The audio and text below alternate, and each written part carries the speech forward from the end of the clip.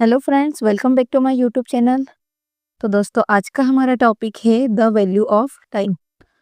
दोस्तों, अगर आपको थोड़ी सी भी इंग्लिश नहीं आती हो या आप इंग्लिश में बहुत कमज़ोर हो, आपको थोड़ा सा ट्रांसलेशन नहीं करते आता हो कुछ भी, तो ये वीडियो आपके लिए है।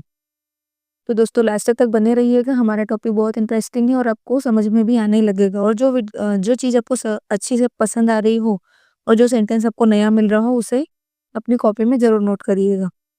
तो चलिए स्टार्ट करते हैं। The value of time. Value यानी होता है महत्व और टाइम यानी होता है समय। तो समय का महत्व। हमारी स्टोरी का टाइटल क्या है? समय का महत्व। समय का महत्व। In a village there lived a boy named Ravi. In a village means होता है एक गांव में। एक गांव में एक गांव में देयर का कोई सब्जेक्ट स्पेशल नहीं होता। जहाँ कोई सब्जेक्ट नहीं होता वहां पे देयर का यूज किया जाता है। Lived a boy named Ravi. एक रवि नाम का लड़का रहता था। एक रवि नाम का लड़का। लिव्ड यानी रहता था। लड़का रहता था। हाँ। He was smart but never used his time wisely. वह वॉज यानी होता है था। स्मार्ट यानी क्या होता है? समझदार और होशियार। तो वो कैसा था? होशियार था। वह होशियार था। लेकिन बट यानी लेकिन never used his time wisely. समय का कभी भी सदुपयोग नहीं करता था। समय का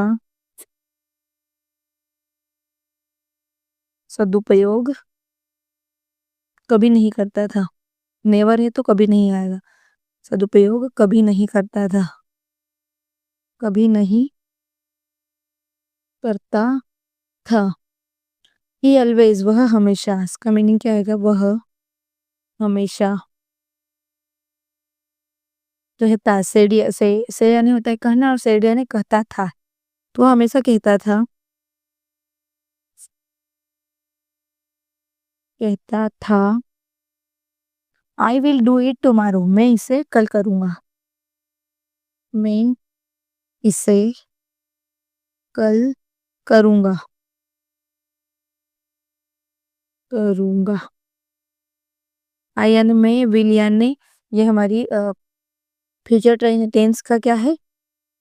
हेल्पिंग वर्ब है। तो वहां पे विल का यूज किया जाता है। डू यानी होता है करना और टुमारो यानी होता है कल। जो आने वाला कल होता है उसे टुमारो बोला जाता है। तो मैं इसे कल करूंगा। वेदर इट वॉज स्टडिंग और हेल्पिंग एट होम।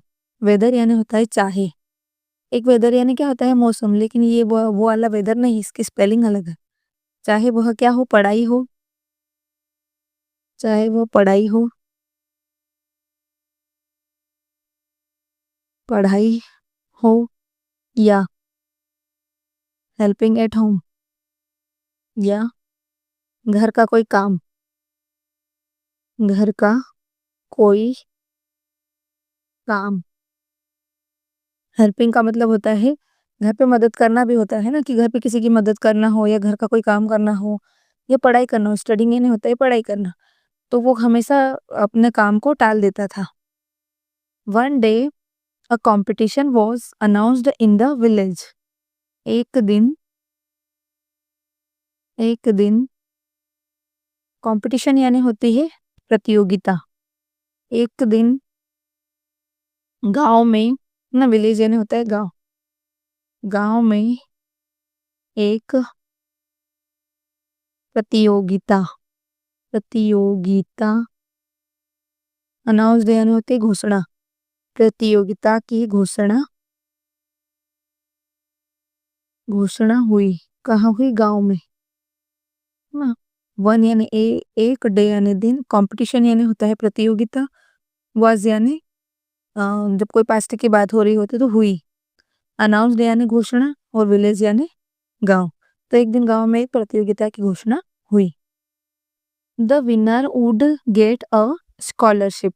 विनर यानी होता है विजेता वुड का यूज तो बहुत सारी जगह किया जाता है ना। वुड का कोई स्पेशल मीनिंग नहीं होता, वुड का यूज बहुत जगह अलग अलग तरीके से किया जाता है। जैसे वुड अभी यहाँ पर कैसा यूज हो रहा है कि winner would get a scholarship. पहले मैं आपको समझा देती हूँ, फिर इसका मीनिंग बताऊंगी कि जैसे वुड का यूज यहाँ पे कैसे हो रहा है कि वह उसे क्या प्राप्त होगा, स्कॉलरशिप प्राप्त होगी। तो इसका कैसे यूज हुआ है, फ्यूचर इन द पास्ट है। यहाँ पे वुड का use future in the past में हुआ है, जब पास्ट में किसी चीज की फ्यूचर की बात की जाए, है ना।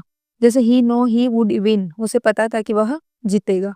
या कोई पास्ट हैबिट हमारी बतानी होती है, उसमें भी वुड का यूज किया जाता है। अगर किसी से हम कोई पोलाइट रिक्वेस्ट करते हैं, वहां पर भी वुड का यूज करते हैं। जैसे वुड यू हेल्प मी, जैसे हम किसी को बोलते हैं ना कि कृपया मेरी मदद करोगे क्या आप। या फिर हमें किसी से कोई प्रेफरेंस पूछना हो, चॉइस पूछनी हो कि would you like to take tea, would you like to drink water, तो ये प्रेफरेंस के लिए भी हम वुड का यूज करते हैं। तो यहाँ पे इसका क्या मीनिंग होगा, विनर मतलब विजेता को, है ना। विजेता, विजेता को स्कॉलरशिप यानी होती है छात्रवृत्ति। विजेता को छात्रवृत्ति या प्राइज, छात्रवृत्ति मिलेगी। अब यहाँ पे मिलेगी आया है, तो यहाँ पे वुड का यूज कैसे हुआ है, फ्यूचर इन द पास्ट, मतलब बात हो रही है पास्ट में, लेकिन वो किस चीज के लिए होगा, फ्यूचर के लिए। और गेट यानी होता है पाना, होता है ना। गेट के बहुत सारे मीनिंग होता है। गेट का मीनिंग प्राप्त करने के लिए कि गेट यानी होता है पाना। फिर गेट यानी गेट या गोट, गेट का सेकंड फॉर्म क्या होता है, गोट होता है। गोट यानी भी होता है पाया। गेट का मतलब समझना भी होता है, गेट के लिए लाना भी होता है, गेट यानी पहुंचना भी होता है। तो वुड के जैसे गेट के भी कई सारे मीनिंग होते हैं, लेकिन यहाँ पर क्या मीनिंग हो रहा है, गेट। गेट का मतलब है कि जो विजेता है उसे क्या मिलेगी, छात्रवृत्ति मिलेगी या प्राप्त होगी। इसका मीनिंग बता देती हूँ, प्राप्त होना। Ravi registered to but kept postponing his preparation. Ravi ने भी क्या करा, रजिस्टर मतलब पंजीकरण, पंजीकरण किया, पर केप्ट यानी होता है रखा, है ना। कीप की सेकंड फॉर्म है केप्ट। अपनी जो पढ़ाई थी, प्रिपरेशन थी, उसको क्या रखा उसने, पोस्टपोनिंग। पोस्टपोनिंग यानी होता है टालना। इस प्रिपरेशन, प्रिपरेशन यानी होती है तैयारी। रवि ने भी, रवि ने भी, टू का मतलब होता है, रवि ने भी पंजीकरण कराया। रजिस्टर्ड यानी होता है पंजीकरण, पंजीकरण कराया। परंतु, परंतु अपनी तैयारी को, हिज यानी अपना या अपनी, अपनी तैयारी कैसे करता रहा, पोस्टपोनिंग मतलब टालता रहा, टालता रहा। Time passed and the day of the exam arrived. समय बीतता गया, टाइम पास्ड मतलब होता है समय बीतता गया, बीतता गया।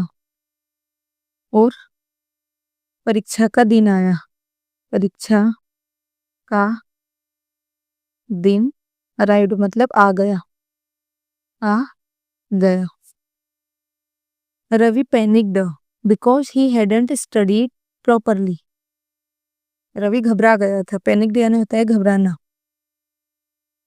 रवि घबरा गया क्योंकि, बिकॉज क्योंकि, ही हैडंट स्टडीड प्रॉपरली क्योंकि उसने पढ़ाई नहीं की थी, है ना, ठीक से। प्रॉपर है, प्रॉपरली यानी होता है ठीक से। तो उसने, क्योंकि उसने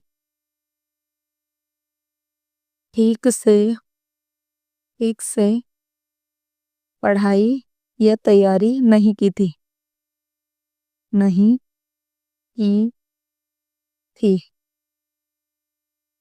after the exam his friend Amit who studied a little every day got good marks.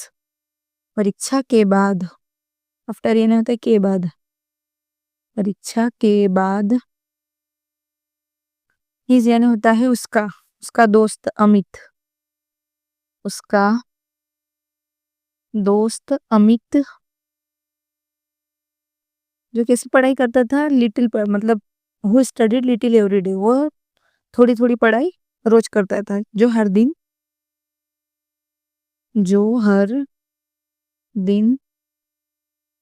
थोड़ा थोड़ा पढ़ता था, थोड़ा थोड़ा पढ़ता था। गोट का मतलब मैंने अभी आपको बताया था ना कि गोट यानी होता है प्राप्त किया, है ना। गेट की सेकंड फॉर्म होती है गोट। जिसने कैसे मार्क्स प्राप्त किए, गुड मतलब अच्छे नंबर प्राप्त किए, और उसने अच्छे अंक प्राप्त किए, अच्छे अंक प्राप्त किए। क्योंकि उसका दोस्त पढ़ाई करता था थोड़ी थोड़ी रोज, इसलिए उसके अंक कैसे हुए, अच्छे हुए। रवि अपनी पढ़ाई को हमेशा क्या कर देता था, पोस्टपोनिंग कर देता था, टालता रहता था। रवि फेल्ड, रवि क्या हो गया, असफल हो गया। फेल्ड यानी होता है असफल होना। रवि असफल हो गया, असफल हो गया। He realized his mistake and decided to use his time wisely from then on. उसे अपनी गलती का एहसास हो गया और उस दिन से उसने अपने समय का सदुपयोग करना शुरू कर दिया। उसे यानी उसे से अपनी गलती, मिस्टेक मतलब गलती का, रियलाइज्ड यानी एहसास हुआ, एहसास हुआ, और उसने तय किया। डिसाइडेड मतलब तय करना या निर्णय लेना। उसने तय किया कि वह अब से ऑन, है ना, फ्रॉम देन ऑन, कि वह अब से यूज हिज टाइम वाइजली, समय का क्या करेगा, सदुपयोग, समय का सदुपयोग करेगा, सदुपयोग करेगा। द नेक्स्ट ईयर, अगले साल, अगले साल Ravi followed a daily routine and studied regularly. Ravi ने क्या करा, अपना डेली रूटीन फॉलो किया। रवि ने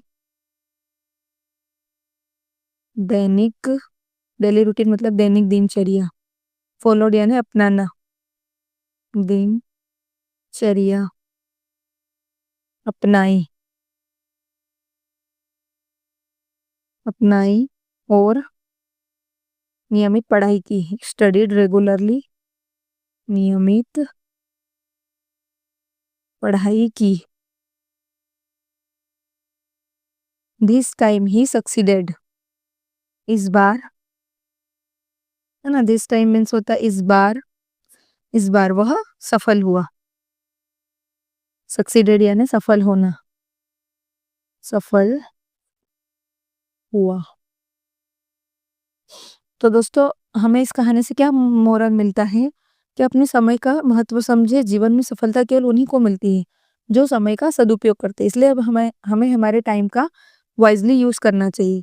तो दोस्तों, आपको हमारी ये कहानी कैसे लगी, आपको पसंद आई हो तो इसे लाइक, शेयर और सब्सक्राइब जरूर करें। Thank you.